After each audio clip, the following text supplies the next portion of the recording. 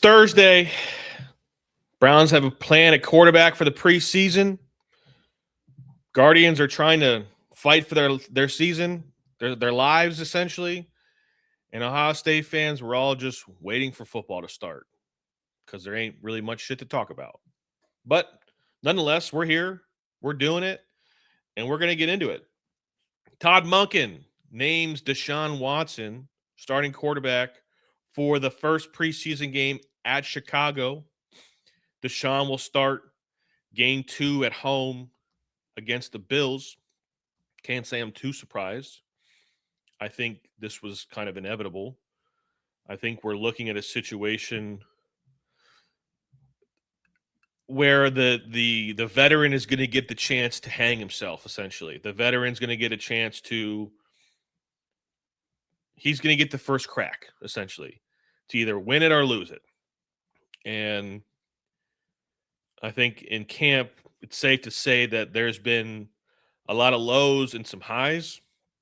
I think there's a situation where the quarterback, both of the quarterbacks aren't playing very good.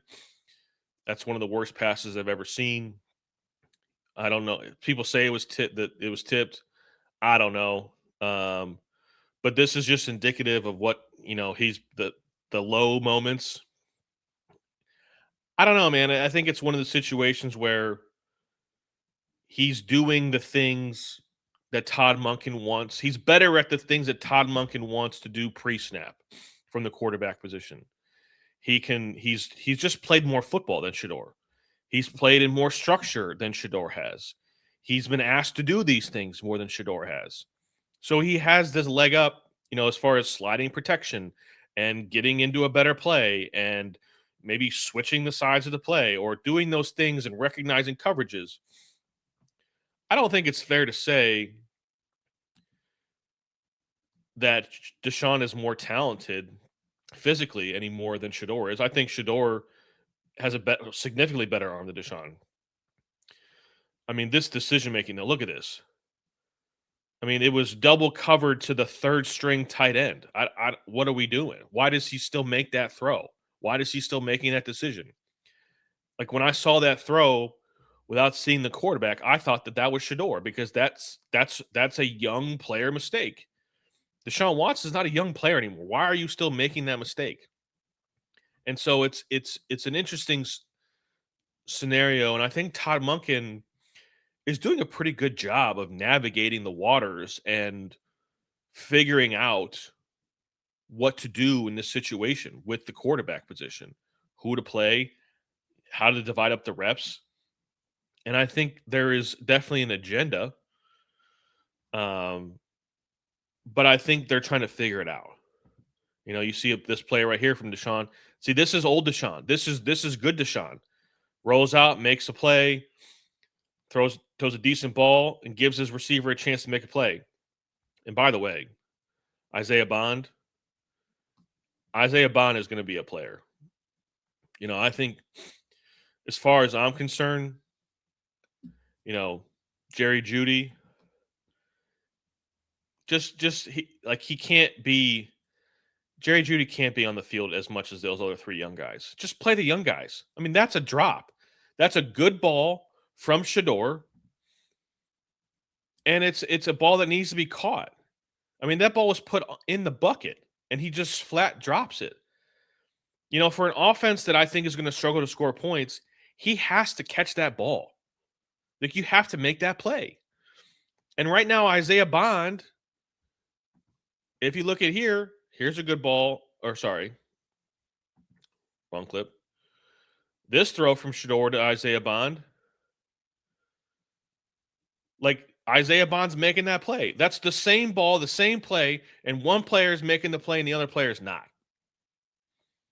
And those like, and that's what I'm talking about. Shedeur makes throws on the field that Deshaun can't make, right? And in college, I think you play the talent. The talent trumps in college.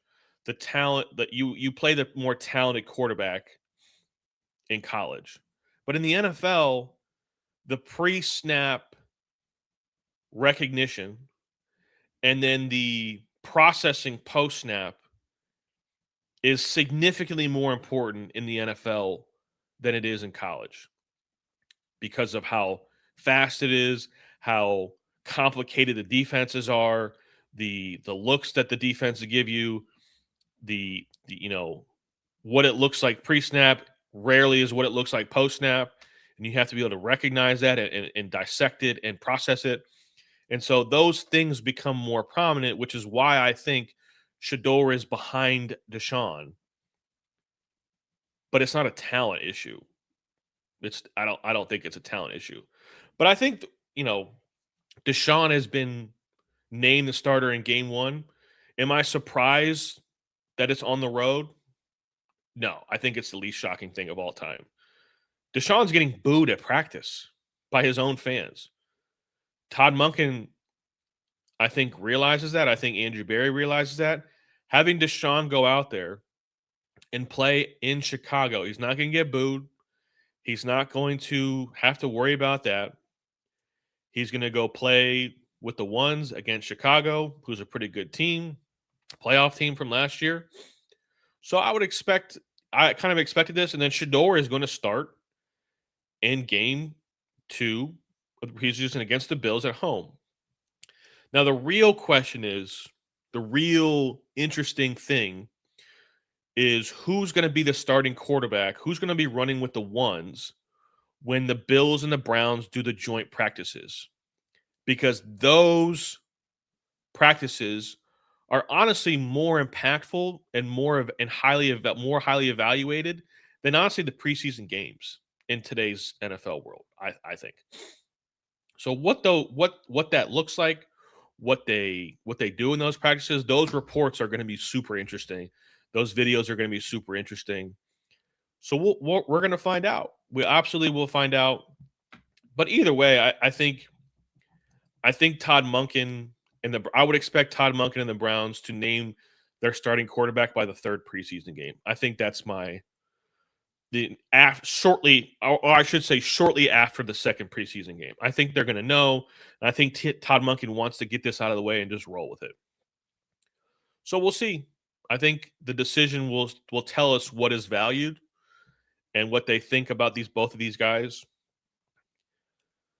I don't know if either one of these guys can lead the Browns to a 10-win season.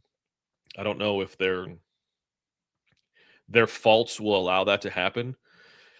They're clearly not perfect quarterbacks. The decision making on both of them is not great. Shador's talent trumps Deshaun's arm talent.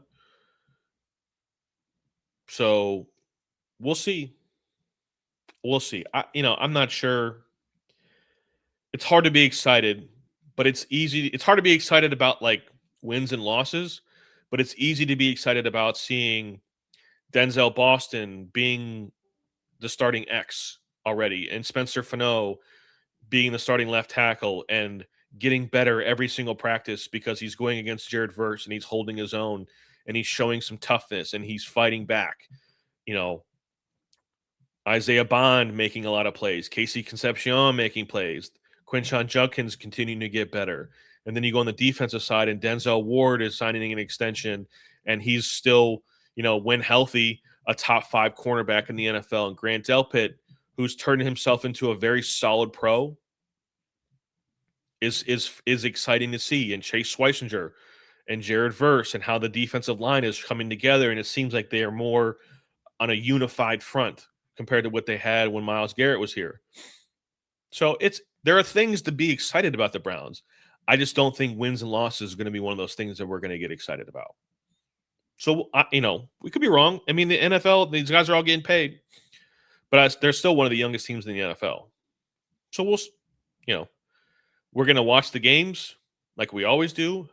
We're going to be mad when they lose, and we're going to be happy when they win. But I think we need to really focus on what we're trying to find out from this team early on. My wife and I, we just watched the first season, the 3rd season of House of Dragon. And let me tell you, I don't know if that show is good enough to to make us wait 2 years to see the next season. 2 years is a long time, man. I think shows that come out that make you wait so long to see the next one, it better be really good. I just we need that's something that we can do without. There are things in this world today that we can definitely do without, and waiting 2 years for the next season of a show is just for a show that's not as good as its um the main show, tough. And let me know in the comments what you're watching. My wife and I, we love to watch shows. So put in the comments, let me know what you're watching. Maybe we'll join you, watch it, and we can talk about it. A little Ohio State talk. I want to play this video because this is one of the players that I'm super, super duper excited about. What do you want the audience to know about what this 2026 Buckeye defense is going to be? I want you guys to understand that we're trying to come out here and really fly around, be close as really as one, so we can understand each other. Because, what I'm saying is, I want y'all to understand we're trying to fly around, be violent, just be all together, very electric defense. We're trying to, come together. It's a lot of new faces. A lot of people don't understand each other. So it's just coming together, be one team, and be most as violent and, be unselfish, very unselfish. So, a lot of people will have, goals and stuff right now. Yep. But it's all essentially all, putting that all aside just for the Buckeyes. I'm going to be honest with you. James Smith is way too big to be talking about flying around and being violent.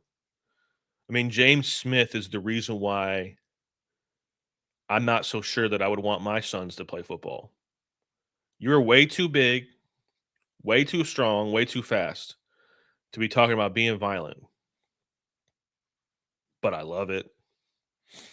Talking about being unselfish and coming together as one team. This is why I think this team isn't as talented. This is what I talked about I think the last show or 2 shows ago about how this team may not be the most talented team, but they're going to be sound schematically. They're going to be sound in their jobs. They're going to do their jobs. They're going to come together as a team. I mean, for a guy that's coming as a transfer to say things like that is so impressive. And so it just seems like Ryan Day and his staff have when the transfer portal window opens, they're doing their homework and they're not just taking anybody. I think that frustrates Buckeye Nation a little bit too. We want it's like the famous thing when the transfer portal opens, Ohio State fans just they want all the players. They want everybody to come. But they think Ryan Day and his staff, they do a good job of doing their homework and their due diligence and finding guys that fit who they want. Because if every college player knows, and the conversation with a high school player is different than a college player, right? When you're recruiting a high school kid, those conversations are going to sound different. And when a college player enters the transfer portal, and they have the talent to play here, so for starters, they have the talent to play at Ohio State. Those conversations are extremely upfront and honest, and no fluff, no bullshit, because the player knows. And they got to, and Ryan Day wants to make sure that they fit what they're trying to do here. And I think James Smith is doing that. Earl Little Jr. is doing those type of things. They come in here to win. And so I think that's impressive. And, James Smith to me is going to be a big problem. And I think Edric Houston and James Smith have the chance to be, I have a lot of respect for Kenneth Grant and Miles Graham. I was at the 2024 Michigan Ohio State game. It was the worst loss I've ever seen, the worst loss in Ohio State history. Those 2 guys absolutely dominated. And I think our 2 guys, Edric Houston and James Smith, had the chance to be, I'm not going to say they're going to be the same. I mean, Miles Graham was the 3rd pick in the draft, 4th pick in the draft, whatever that pick was. I mean, they were really good, but have the same type of feel, let the defense work start with those 2 and then works out. And I think they're going to be really good. The other thing I wanted to talk about for Ohio State was I had a discussion on Twitter, Ohio Divided asked a question about Art Smith and what people thought. And Chris and I have this theory about NFL coordinators coordinating in college and going against college coordinators. The NFL coordinator always works. The two things that Art Smith has going for him in being the coordinator of Ohio State is one, he was an NFL guy. He was an NFL head coach. The scheme, he's going to be able to out scheme every college defensive coordinator that he sees. I until proven otherwise, the NFL theory has worked. Chris and I's NFL theory, it works. It's always worked. It hasn't been proven wrong yet. You know, last year against Indiana in the Big Ten championship game, Matt Patricia got the better of Shanahan. Like Ohio State's defense played way better than Indiana's offense, and they did enough to win that football game. It just so happened that Haynes was significantly better than the combination of Hartline and Ryan Day. And that's why Indiana won the game. But Patricia beat Shanahan, though. NFL coach, college coordinator. I think Ohio State and Indiana have the two best coaching staffs by a extremely wide margin. I would just take the NFL coaches over the college coaches. That's the only reason why I think I would take Ohio State's coaches over Indiana's coaches. The only reason. If everything else being equal, the difference is NFL versus college. And the NFL, like Art Smith going into every game has to figure out a way to keep his quarterback upright when his offensive line is at a severe athletic and talented disadvantage against the defensive line that they face pretty much every week. So I think the offensive line is going to be a net improvement just because Arthur Smith is going to be here. And he's going to figure out ways to help him out. He's going to figure out ways to help out Julian Sand. I just don't see a world where the offense doesn't improve. The only way that it doesn't improve by a large margin is if Ryan Day keeps the governor on the engine like he did last year.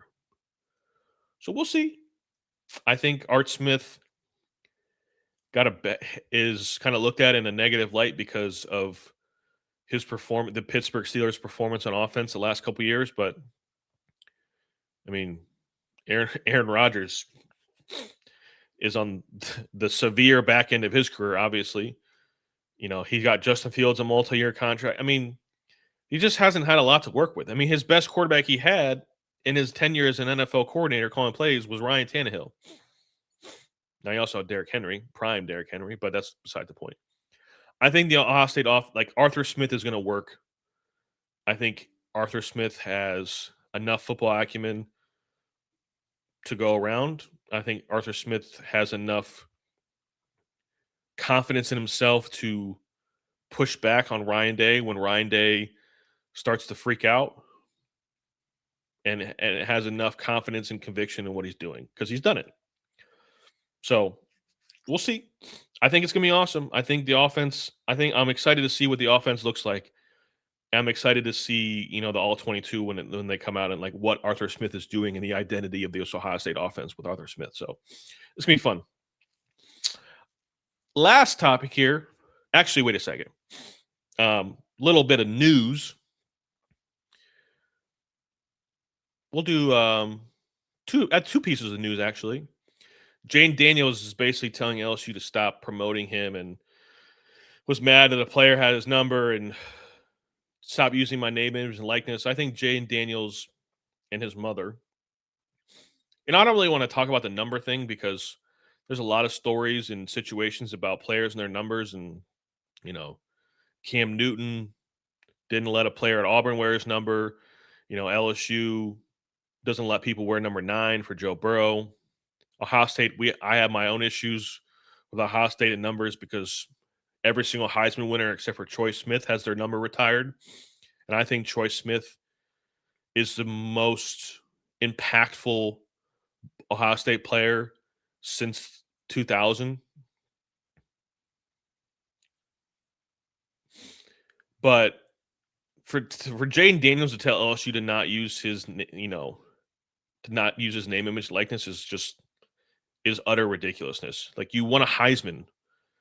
You won a Heisman Trophy playing for LSU.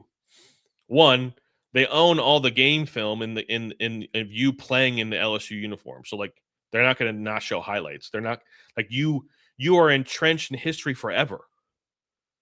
You should be proud. You should be honored that LSU wants to showcase you and your achievements in an LSU uniform. What are we talking about? I mean, you're going to be on the Nissan commercials in your Heisman stuff wearing LSU stuff. What are you going to not? You're not going to wear it? You're not proud of it? Like, to me, LSU should take. There's two ways you do this.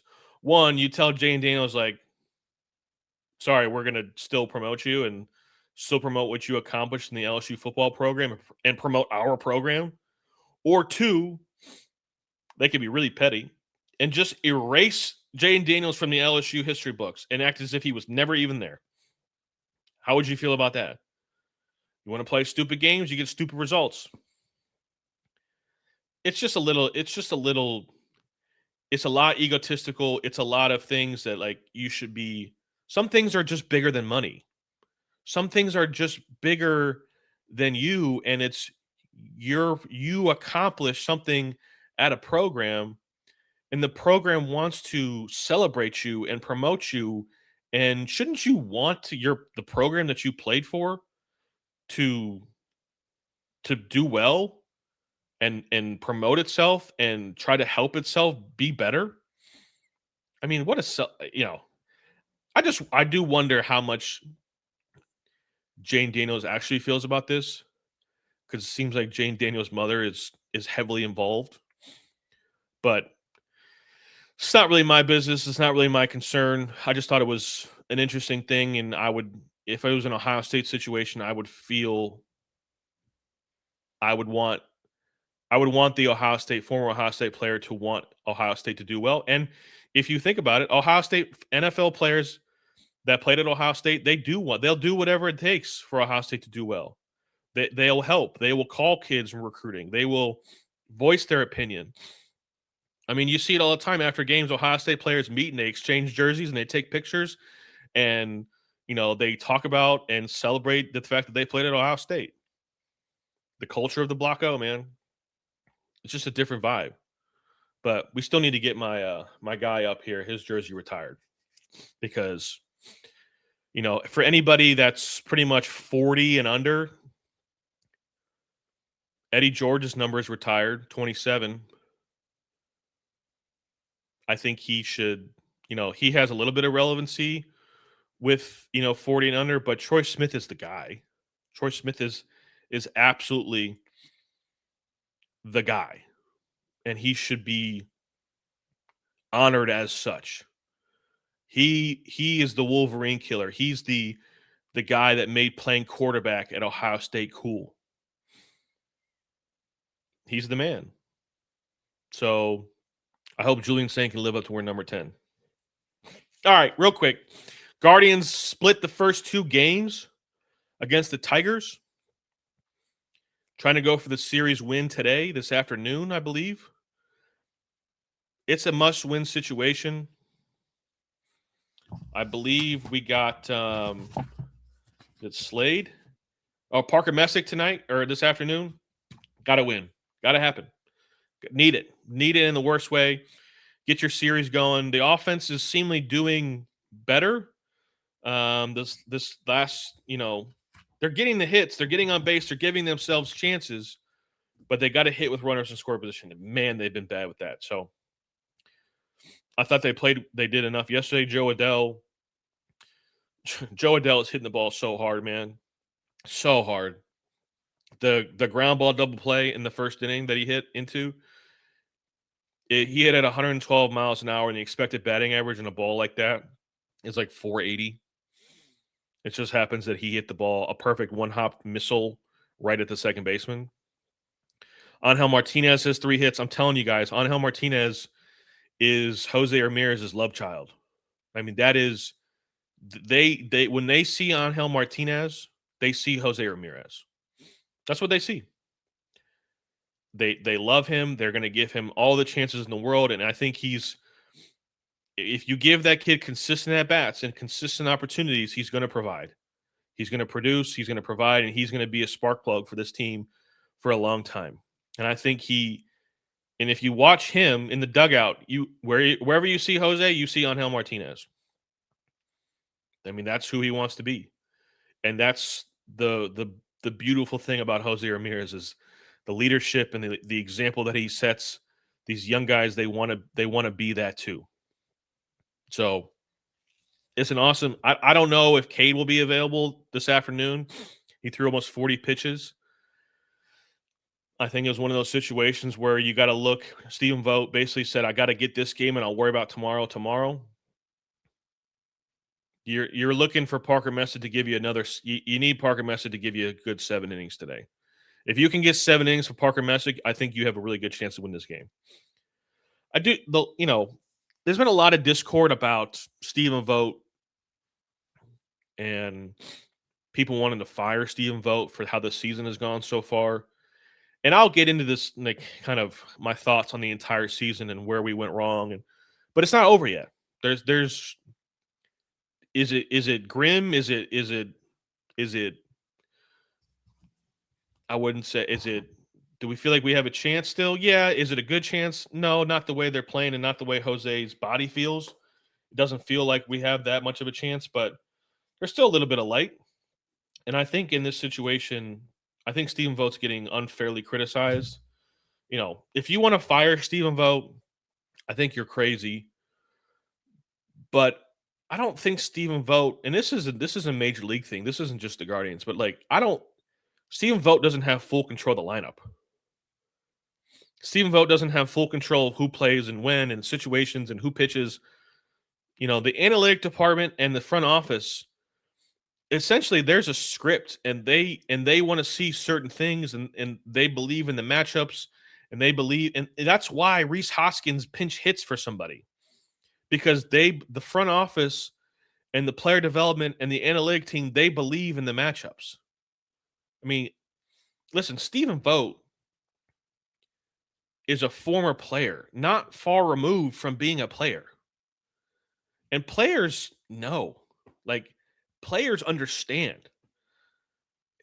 Stephen Vogt knows that Matt Festa is not very good, but he also doesn't have full control over who gets to pitch in certain situations. They have a guide that they've given him. In these situations, these are the pitchers to pitch. That's an MLB thing. Dave Roberts and for the Dodgers doesn't have full control over that lineup card. Honestly, the person who probably has the most control over their game day decisions is probably Aaron Boone with the Yankees. But the rest of them, man, there's a lot of handling and decision making that is going on in the upstairs rooms for these organizations. So you want to fire Stephen Vogt, you're going to see the same stuff. Whoever you bring in is going to be the same type of decisions are being made. It's just the way that it is now. That's the way that baseball operates. And there's really nothing that any of us can do about it. And that's really, it's a tough spot to be in. And Stephen Vogt's main job is to manage the clubhouse. It's to understand the temperature of the players, understand the mood, understand how things are going, and try to maintain a message and create a culture of the clubhouse. But as far as game time decisions, Stephen Vogt doesn't have as much control as you all think he does. I mean, that's just the way that baseball is now. So keep that in mind when you pop off and say you want to fire a 2-time manager of the year in an organization that relies heavily on the analytics. That's the way that it works now. So keep that in mind. If you've reached this far, I appreciate it. The I-71, the other part of news I wanted to bring up. I71 will be going to its own channel. I believe starting next week. We'll do some collaborations on the Dead Air channel and the new channel so that you guys can kind of slowly make your way over. But we're going to have our own channel. I think the Dead Air Sports channel is a mostly college channel. And so we're going to try to have a separate market to see where this can go and see what I can come up with. And I'm excited. I'm still going to be on the Dead Air channel, Chris and Tyler show, making appearances on the Buckeye Roast here and there as Ron and Q need me to. But yeah, I think it's going to be good. And we'll have our own Cleveland sports channel, something to compete with the ESPN Clevelands and the 92.3 The Fans, and just give it a different mood. I like to talk about all the teams, not just the Browns. So come check it out when it's ready. We'll promote it, and I'm excited. Peace.